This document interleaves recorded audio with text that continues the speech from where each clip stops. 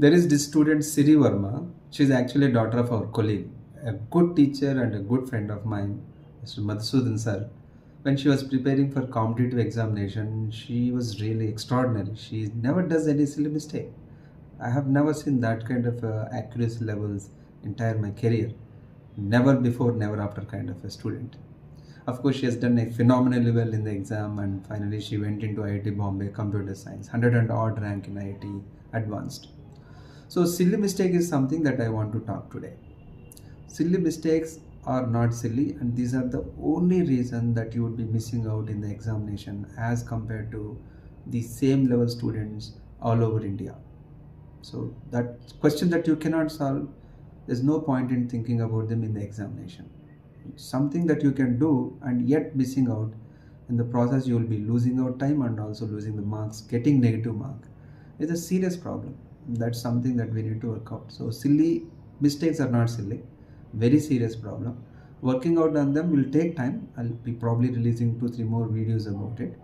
But when you look at the underlying core reason for silly mistakes is only one thing, that somehow during the examination we will zone out, or we will go into autopilot mode.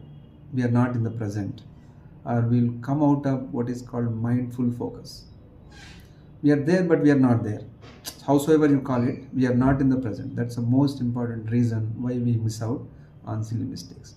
So how do we work out so that we will not zone out in the examination?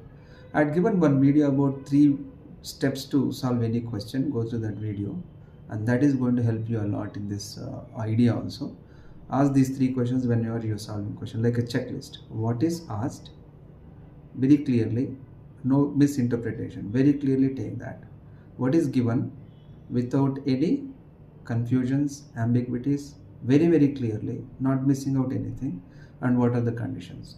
Force yourself to focus on the question again and again, making sure that you take exactly as it is given. If you can do that, definitely you'll be able to do much better in the examination. You can avoid a lot of silly mistakes. That way probably you'll slow down a bit, maybe 1 2%, but as a whole you would see that your marks will improve tremendously.